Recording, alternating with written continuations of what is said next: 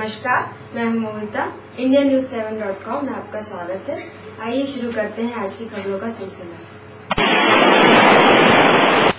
मध्य प्रदेश की राजधानी भोपाल में छत्रपति शिवाजी की जयंती पर बैंड बाजों के साथ चल समारोह निकाला गया। चल समारोह में अनेक संख्या में महिलाएं, लड़कियां व पुरुष मौजूद थे। चल समारोह भोपाल के प्रमुख मार्गों से निकाला गया। भारतीय जनता पार्टी का 3 दिवसीय राष्ट्रीय अधिवेशन कल शाम इंदौर में समाप्त हो गया। अधिवेशन की समाप्ति पर इंदौर के दशहरा मैदान में एक विशाल आम सभा का आयोजन किया गया। इस आम सभा में पार्टी के नए राष्ट्रीय अध्यक्ष नितिन गडकरी, पार्टी के पूर्व अध्यक्ष और संसदीय दल के अध्यक्ष लालकृष्ण आडवाणी, मध्य प्रदेश के मुख्यमंत्री शिवराज सिंह चौहान, लोकसभा में विपक्ष की नेता सुषमा स्वराज, गुजरात के मुख्यमंत्री नरेंद्र सिंह मोदी सहित अनेक नेताओं ने इस आम सभा को संबोधित किया। इस आम सभा में विशेषकर तो कुछ भी नहीं कहा गया, लेकिन जैसी जनता को उम्मीद थी कि सम्मेलन के बाद जो ये आम सभा होगी, इसमें भारतीय जनता पार्टी कोई नया कारनामा करने का ऐलान करेगी, लेकिन यहाँ सारी की सारी योजनाएं और जनता का सोच धरा का धरा रह गया। जब पार्टी के नए राष्ट्रीय अध्यक्ष नितिन गडकरी ने सिर्फ सड़क से लेकर संसद तक महंगाई के मामले को लेकर और आतंकवाद को लेकर सरकार को घेरने का ऐलान किया।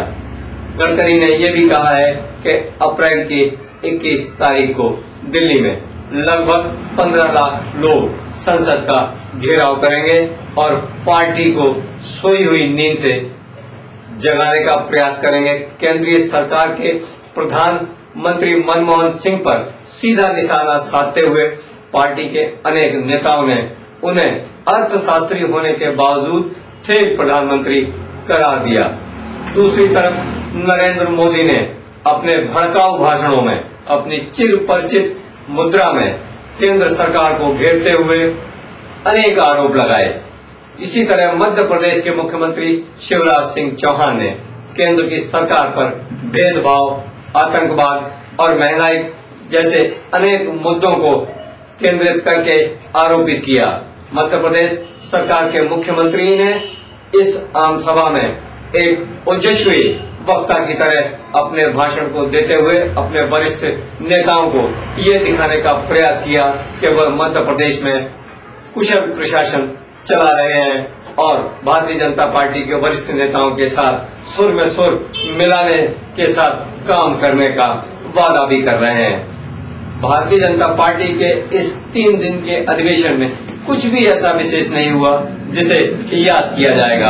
हाँ, ये सम्मेलन अव्यवस्थाओं के मामले में अवश्य यादगार होगा। यह दूसरी ओर भारतीय जनता पार्टी के संविधान में जो पदाधिकारियों की भीड़ बढ़ाई गई है, उसको लेकर यह सम्मेलन हमेशा याद किया जाएगा, क्योंकि अब नितिन गडकरी की जो नई टीम बनेगी उसमें 9 महासचिव, 21 उपाध्यक्ष सहित 120 राष्ट्रीय कार्यकारिणी के सदस्य होंगे। कल शाम इस महाअधिवेशन का समापन हुआ और इस महाअधिवेशन के समापन के बाद सभी वरिष्ठ नेता अपने अपने घरों की ओर कूच कर गए। इंदौर में सम्मेलन में सम्मिलित आए नेताओं ने महाराष्ट्र के संत भय्यू महाराज जो इन दिनों इंदौर में पड़ाव किए हुए हैं, इन्होंने अपनी कर्मस्थली इंदौर को बना लिया है, उनके आश्रम में जाकर ढोक लगाई। ढोक लगाने वाले नेताओं में विशेषकर पार्टी के राष्ट्रीय अध्यक्ष नितिन गडकरी, हिमाचल प्रदेश के मुख्यमंत्री और अनेक भाजपा के वरिष्ठ नेता सम्मिलित हैं, जिन्होंने भय्यू महाराज के दरबार में जाके हाजिरी लगाई और उनसे अपने भविष्य को सुरक्षित करने के लिए और अपनी पार्टी के भविष्य को सुरक्षित करने के लिए आशीर्वाद मांगा। अखिल भारतीय गोस्वामी समाज का युवक युवती परिचय सम्मेलन 21 फरवरी को भोपाल में आयोजित किया जाएगा। परिचय सम्मेलन में मुख्य मध्य प्रदेश सरकार के गृह मंत्री उमाशंकर गुप्ता उपस्थित होंगे। इसके अलावा समाज के राष्ट्रीय अध्यक्ष, प्रदेश अध्यक्ष व अन्य पदाधिकारी मौजूद होंगे। इस कार्यक्रम में चुने गए समाज के जन प्रतिनिधियों का भी सम्मान किया जाएगा। मध्य प्रदेश में बिजली की कटौती को लेकर हाय तौबा मची हुई है। मध्य प्रदेश की राजधानी भोपाल से लेकर मध्य प्रदेश के सभी 50 जिलों में विद्युत कटौती शासन द्वारा घोषित और अघोषित तौर पर कराई जा रही है।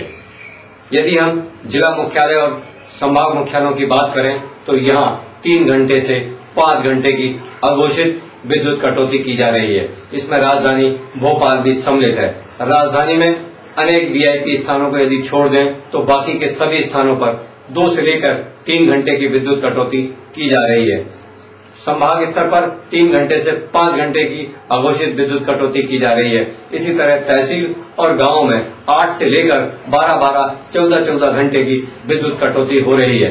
इस विद्युत कटौती के चलते जहां छोटे छोटे काम धंधा करने वाले व्यापारियों को और रोजगार करने वाले व्यक्तियों को भारी परेशानी का सामना करना पड़ रहा है, वहीं दूसरी ओर छात्र छात्राओं को अत्यंत परेशानी का सामना करना पड़ रहा है। जिन छात्र छात्राओं की middle, primary, high school, board से लेकर महाविद्यालय की परीक्षाएं मार्च के प्रथम सप्ताह में शुरू होने वाली हैं और इन परीक्षाओं को देखते हुए छात्र छात्राओं को अपनी परीक्षा में उत्तीर्ण होने के लिए तैयारी करना पड़ रही है। लेकिन बिजली नहीं होने के कारण ये छात्र और छात्राएं मन मार कर भी घर बैठे हैं, क्योंकि इन्हें बिजली नहीं होने से अपनी पढ़ाई नहीं कर पा रहे हैं। पढ़ाई न करने के कारण लाखों छात्र छात्राओं का भविष्य अंधकार में हो गया है। मध्य प्रदेश सरकार तमाम तरह के वादे कर रही है, तमाम तरह के विकास कार्यों का ढिंढोरा पीट रही है, लेकिन इस देश के और मध्य प्रदेश के नौनिहालों का, मध्य प्रदेश के भविष्य का, मध्य प्रदेश सरकार को, मध्य प्रदेश सरकार के ऊर्जा विभाग को कोई ख्याल नहीं है। यदि मध्य प्रदेश सरकार चाहती तो कम से कम 1 महीने के लिए छात्र छात्राओं की पढ़ाई के लिए विद्युत व्यवस्था कहीं से भी कर सकती थी, किंतु सरकार ने छात्र छात्राओं की ओर कोई ध्यान नहीं दिया है। अब ये देखना होगा कि मध्य प्रदेश सरकार कब तक छात्र छात्राओं की ओर ध्यान देती है, अन्यथा आने वाले समय में इन बच्चों का भविष्य तो खराब होगा ही होगा, रिजल्ट खराब होगा ही होगा और इनके माता पिता, जो कई माता पिता नहीं लाखों माता पिता आर्थिक रूप से कमजोर हैं, जो बेरोजगार हैं और कर्ज से अपने बच्चों को पढ़ा रहे हैं, उनके भविष्य के सुनहरे सपने देख रहे हैं। कहीं ऐसा ना हो प्रदेश सरकार की हठधर्मी और नाकामी के चलते इन पालकों का और उनके बच्चों का भविष्य खराब हो जाए। देश के सर्वोच्च न्यायालय के न्यायाधीश दलवीर भंडारी व ए.के. पटनायक ने निर्णय देते हुए कहा है कि सत्ताधीन अधिकारियों को शासकीय कार्य करते समय घमंड नहीं करना चाहिए। न्यायाधीशों ने कहा है कि अधिकारियों से अपेक्षा है कि शासकीय कार्य करते समय कानूनी प्रावधानों व मानवीय संवेदनाओं के साथ अपने अधिकार का इस्तेमाल करें। खबरों में बस इतना ही। आप देखते रहिए IndiaNews7.com।